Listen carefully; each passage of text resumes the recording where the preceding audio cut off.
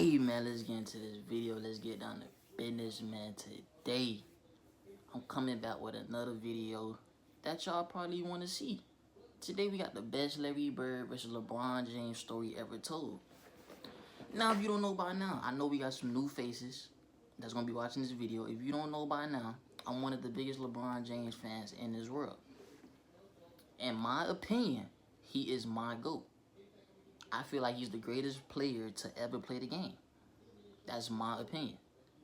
And I know this video is going to portray an image or it's going to state some facts that Larry Bird is better in some ways.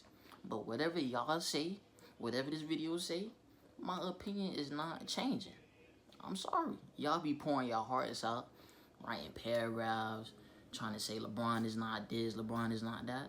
And that's okay. I'm not reading it. I'm not reading it. I'm sorry to tell you. Whatever you call it a bum, flop, whatever. He's still my GOAT, and it's my opinion.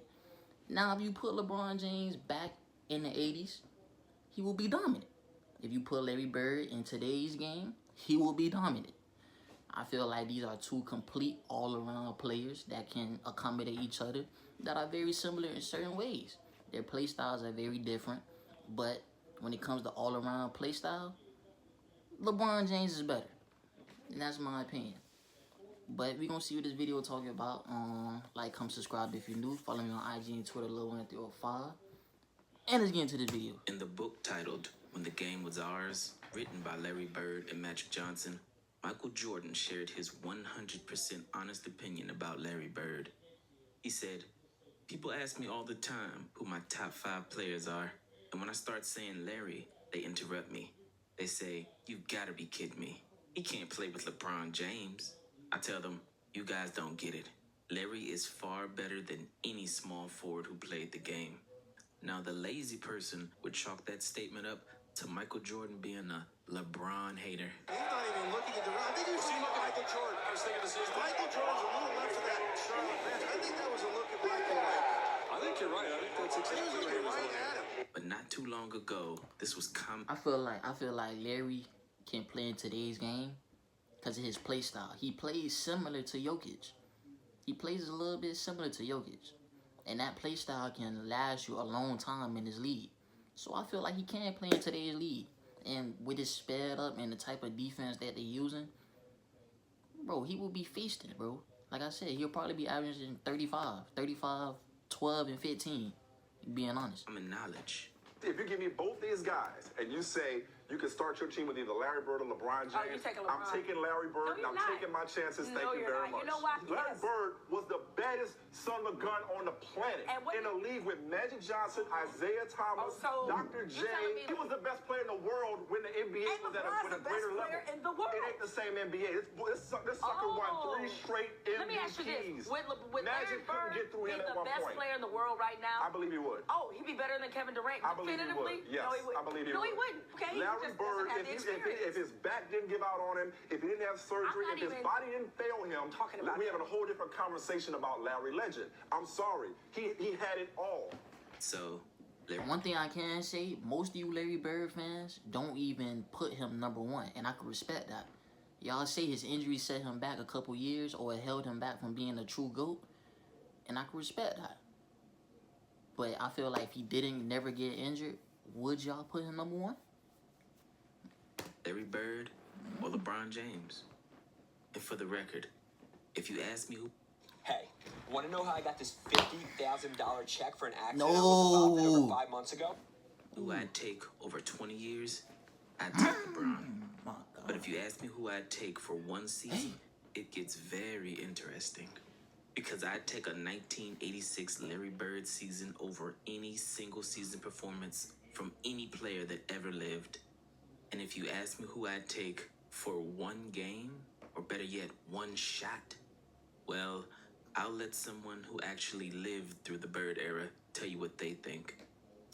All I know is 1 game from my life, I want Larry Joe Bird taking my last shot. That guy from French Lick, Indiana. Game on the line, free throw, 3, jump shot, whatever it was. I'll take Larry Bird any day or any night over especially LeBron James. Now, if you're still a Larry Legend denier, I'm about to tell you how one shot changed the course of history, helped rewrite the narrative of an entire generation, and almost made Larry Bird the undisputed greatest of all time. Now, time and time again, Larry Bird came up clutch in the biggest situations. Max looking, loops it to Bird, a runner. It's good! It's good! And the Celtics win it! Bird hits and the Celtics win it! 103 to 101, a three-pointer by Larry Bird at the buzzer. Danny Ainge to inbounds for the Celtics, trailing by 1, 2 seconds left. In the Bird, he fires. Yes! And the Celtics win! Unbelievable! Larry Bird at the buzzer! So in the 1987 NBA Finals versus the Lakers, when Larry Bird and the Boston Celtics were trying to repeat as NBA champions, Celtic Nation came to expect it. And in Game 4 at the Boston Garden, with the Celtics down 2-1 in the series, the game came down to the wire. Boston 4, LA 2. Boston 5 now, and they almost tied up Harris, and they lose it. Cooper, it's a 3-on-3 break. Cooper with a 3, and hits it with a minute and a half to go. A long time ago. Kareem and the Lakers jumping for joy, and they lead it 104 to 103, and another timeout called by Casey Jones. And coming out of a timeout, Larry Bird, as confident as ever, tells his defender James Worthy exactly what he's going to do to him. He would come out of a timeout. I remember this one time, you might have heard this before because he did it with a lot of people. I had to guard him. You know the player's coming, but he would tell you what's coming. With DJ handling, Mikhail's going to set up a pick for Robert. That's only to free him up to come and set a pick for me. And he says, if you trail, I'm going to trail into the lane, shoot a little floater. He said, if you try to get over the top, he said, I'm going to pop to that corner and bust a jumper in your fucking face. I'm like, fuck you. I ain't gonna lie. I ain't gonna lie to you. If I'm Worthy in that position, bro, I'm fouling. I'm sorry. I'm fouling. We gonna have the last possession. I'm sorry. Larry Bird's not having that last possession. My team is gonna have the last shot. You gonna have to go to the free throw line, make your 2 little points. Now we gonna have the ball last. I'm not letting Larry Bird have the ball last on me. I'm sorry. Especially if you tell me your play, and I know you going to hit the shot. Nah, bro. It ain't working like that. I'm sorry. I'm fouling, coach. I'm all up on it. You know, I got his shirt tail. I'm holding it. You know, I'm like, you know where I'm from. I'm from Gastonia. He ain't talking. He ain't gonna... Sure enough, man. The ball comes in. DJ takes a couple dribbles. I'm quick enough. I think I can get over the top. I get over the top. I get out there, but he pops to the corner, and I'm running. He kind of waiting, you know. Waiting.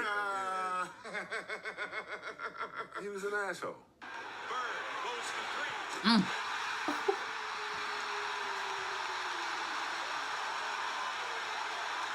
the Lakers call time with 12 seconds left.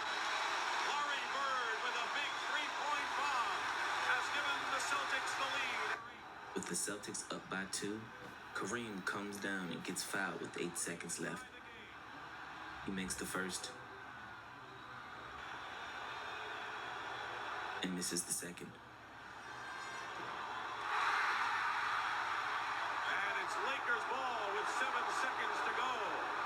One Celtic rebound could have sealed this game, but the ball goes out of bounds and the Lakers get the possession.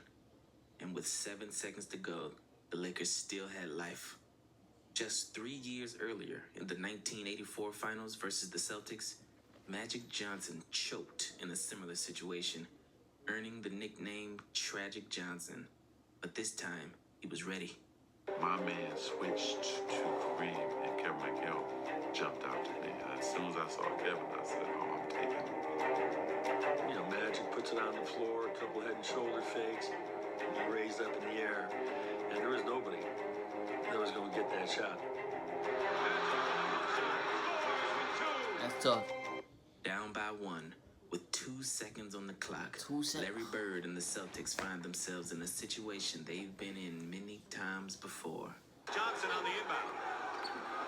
2 seconds again. Oh. Freeze. What do you think happened? Now let's give this shot some context. I think he made it. I think he made it. Ain't no way. Ain't no way you put this in the video to show me a miss. I think he made it. I don't know, bro. For 2 years straight, the Boston Celtics had the greatest home court advantage of all time. The prior year, in 1986, the Celtics finished with a regular season record of 40-1. This record still stands as the best regular season home record ever. Yes, better than Michael Jordan's 96 Bulls and better than Steph Curry's 2016 or 2017 Golden State Warriors. And if you include the playoffs, they were 50-1 at home. So for everyone who thinks the 96 Bulls and the 2017 Warriors are the two best teams of all time, at home, Larry Bird's 1986 Celtics were better. Let that sink in. Someone asked me the other day, they said, "It's the toughest arena you had to play in." And I said, Garden, Boston. I said, they were almost impossible to go in there and beat because you could not make a mistake with them. Those guys made you play, and it was him. Like, he was a savant on the court. Like, just a savant, like 2 plays ahead on everything. And so, please, let's not forget how hard it was to go into Boston and beat a team when Bird is in his prime. Unfortunately, the Celtics fell off that following year in 1987. They were 39-2 at home. What? So including... That's considered falling off? I mean, hey, I get it. They lost an extra game, so did they fall off? The playoffs. For the last 2 years, the Celtics were 99-4 at the Boston Garden, up until that shot by Bird. This means, statistically, there was a 96% chance that potential game-winning shot by Bird was going in. Now, what do you think happened? Come on, man. Well, they set up a great play. Bird walked Worthy all the way up, forced the denial all the way up. We've done it before. Clear everybody out, go to the ball, break the corner. Max looking, loops it to Braun. 2 seconds left. In the Bird, he fires. Yes! And the Celtics win! Bird, a runner. It's good! It's good! And the Celtics win it! It's on the inbound. Bird fires it. Dog, show the shot, bro. All he had to do was turn. Just turn, and he just let this thing go. Bird fires it. Got a wide open look, couldn't believe it. And I'm standing right there. It is straight as an arrow. And the Lakers have won, and Pat Riley and the Lakers dance off the court. They were lucky because it was right on line. He looked at me like, how did you ever leave me that wide open? Whoa. You gotta be kidding me.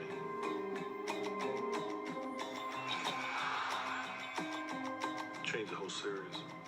Every time I watch that shot, I still think it's going in. Larry thought it was going in. Shopify's point-of-sale system helps you sell. Ooh. Hey, man, I be seeing people in my comments saying, pay for YouTube Premium. Is you gonna pay for it? Are you gonna pay for it? If you ain't paying for it, then don't recommend it. Because I ain't paying $15 a month to skip no ads. Y'all think I got money? I ain't got no money. I have no money, okay?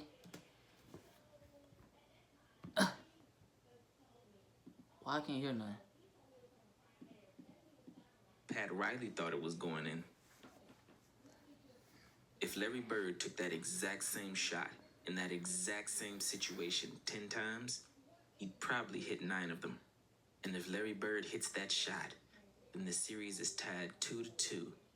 And with the next game at the Boston Garden, there's no way you can convince me that this Celtic team, with the greatest home court advantage of all time, led by one of the most clutch players in NBA history, doesn't win that next home game.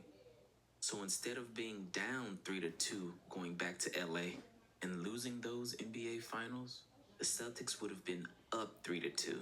And with all of that momentum on the Celtics side, all all they needed to do was win one game in LA to give Larry Bird his 4th title, add another Finals MVP to his collection, become the first team to win back-to-back titles since Bill Russell with the Celtics in the 60s, and silence all doubt on who won the Bird versus Magic rivalry. One shot could have changed everything. He missed. And the conversation about the greatest player of all time would have been very different. Larry Bird at his best, LeBron James at his best. Oh, I gotta go with Larry Joe. I gotta go with Larry Joe. You take Larry Joe. Larry Joe, for the win. When Reggie Miller said that, it was headline news the next day because the media fawns over LeBron James more than ever. But to many Larry Legend truthers, it wasn't a surprise at all. Skip, Reggie would take Bird over LeBron. Do you concur, my friend? I do concur. In a hypothetical draft, would I take him over LeBron James to start my franchise? Yes, I would. And I don't think it's even close. Now, you would think that Skip Bayless, as the ultimate contrarian, would be challenged by his co-host for such an opinion. However, this is one of the rare things that they 100% agreed on. You know, in terms of leadership, in terms of clutch, in terms of shooting ability, and overall championship credentials, not just trophies, but a mentality, Larry Bird gets the nod over LeBron James. I'm guessing that right now about 80% of our viewing audience does not agree with either one of us. Well, all that means is that they don't know anybody. They don't know. I mean, bro, I ain't gonna lie. You will rather start a team with Larry Bird than LeBron James. Like I said, bro, Larry Bird gets... I mean, both players technically get all their teammates involved, but with the play style, it's all about play style. With the play style, Larry Bird is more effective. LeBron James is more dominant. He's more dominant. But with Larry Bird's play style, it's more effective. It lasts longer in his league. But I don't really know. Love to pick LeBron, but in terms of clutch, money time, there's no contest. He's not even in Larry Bird's class. Not even close. It's not even close. If you like stats, here's Larry Bird versus LeBron James season stats, while both are at the age of 30. Larry Bird averages more points, more rebounds, more assists, and has a higher field goal percentage. So when someone asks you, what is Larry Bird better at than LeBron? You can say pretty much everything. Hold on, is he ahead of Larry Bird? No. No! What was Bird better at? Bird's a better shooter. It's not close. I think Bird is as good or better as a passer. A much more fluid, much more natural passer than LeBron James, a creative passer. LeBron James, for a superstar, he's as good a passer as anyone outside of maybe Magic and Bird. Bird was a better passer. Bird's a better rebounder. The fact is that Larry Bird didn't stay healthy, and the fact is that basketball is played so differently now. When it comes down to the end of a game in a championship series, I would rather have Larry Bird have the basketball. Well, duh. Is there any way on earth you would take LeBron James over Larry Bird in the clutch? There's no way on earth that I'd pick him over Larry Bird in the clutch. I can tell you that much. Larry Bird was not just a superior shooter from anywhere on the court, just like you highlighted. Not only was he a near 90% shooter from the free throw line, which LeBron can never brag about, but when you talk about money time, whether it's a particular juncture in the season where you're trying to position yourself for the playoffs, or you're talking about the last minutes of a game, or you're talking about the last shot in a game, or you're talking about a game 7, or you're talking about anything that indicates clutch, you simply can't pick LeBron over Larry Bird because you can pick almost no one in NBA history over Larry Bird. When it was money time, you knew where the ball was going, and you also knew there was little to nothing that you could do about it. It was just a matter of whether or not Larry Bird was going to make it or miss it. But even despite all of those numbers, to those who actually saw Larry Bird play, the eye test is all they need. I know there are other numbers that will support you on LeBron. I may lose this, but you know what? I'm going with these, all 4 of them. And I'll watch that dude dominate an era that has some of the greatest players of all time. time playing. This isn't a diss on LeBron. I'm not dissing LeBron. I love LeBron. We both love LeBron. Everybody appreciates how great he was. But as time passes, it's easy to forget how great Larry Bird was.